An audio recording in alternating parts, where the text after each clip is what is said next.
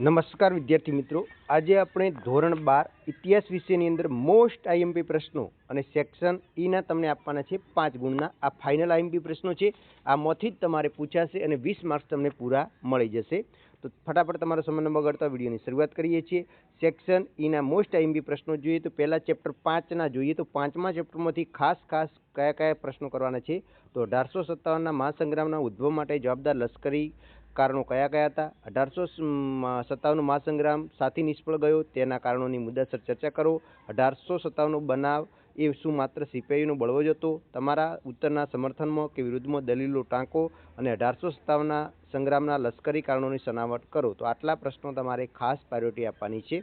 એના પછી ચેપ્ટર 7ની વાત કરીએ તો ચેપ્ટર 7માંથી રામકૃષ્ણ મિશનની સ્થાપના કોણે કરી હતી, તેની સમાજ સેવાની પ્રવૃત્તિઓની રૂપરેખા લખો.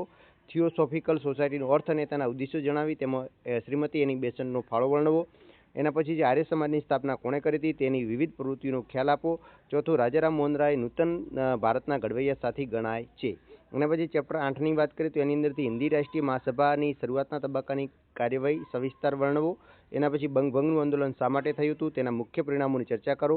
શું તમે માનો છો કે પાશ્ચાત્ય અંગ્રેજી શિક્ષણ અને વિચારો ભારતમાં પ્રયોજાયા ન હોત તો ભારત મધ્યયુગના અંધકારમાં યુગમાંથી બહાર ના આવી શક્યો હોત? તમારી દલીલો અને દ્રષ્ટાંતો લખો. ચેપ્ટર 9ની વાત કરીએ તો એની અંદરથી સત્યાગ્રહ અને હિંસાનો ગાંધીજીએ વિશ્વના પરમતંત્ર એટલે ગુલામ દેશોને સ્વાતંત્ર્ય પ્રાપ્તિનો નવો જ માર્ગ ચીધ્યો હતો. આ વિધાન પુરવાર કરો. પછી ઈસવીસન 1963 સવિનય કાનૂન ભંગની ચળવળના કારણો અને પરિણામો જણાવો અને સ્વતંત્રતા બાદ ભારત સમક્ષ કેવી સમસ્યાઓ હતી તે જણાવો.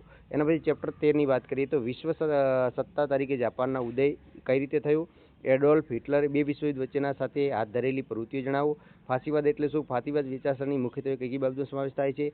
રાષ્ટ્રસંઘની સ્થાપનાના હેતુઓ અને ઉદ્દેશ્યો કયા હતા. ચેપ્ટર 14ની વાત કરીએ તો એમાંથી 3 જ છે. દ્વિતીય વિશ્વયુદ્ધ તરફ દોરી જનારા સંજોગો, દ્વિતીય વિશ્વયુદ્ધના પરિણામો સવિસ્તાર મુદ્દસર લખો અને દ્વિતીય વિશ્વના ઉદ્ભવ માટેના કારણો જણાવો. તો આટલા પ્રશ્નો સેક્શન ઈ માટે તૈયાર કરી દેવાના છે અને બાકીના તમામ વિભાગના વિડીયો આપણી ચેનલ ઉપર અવેલેબલ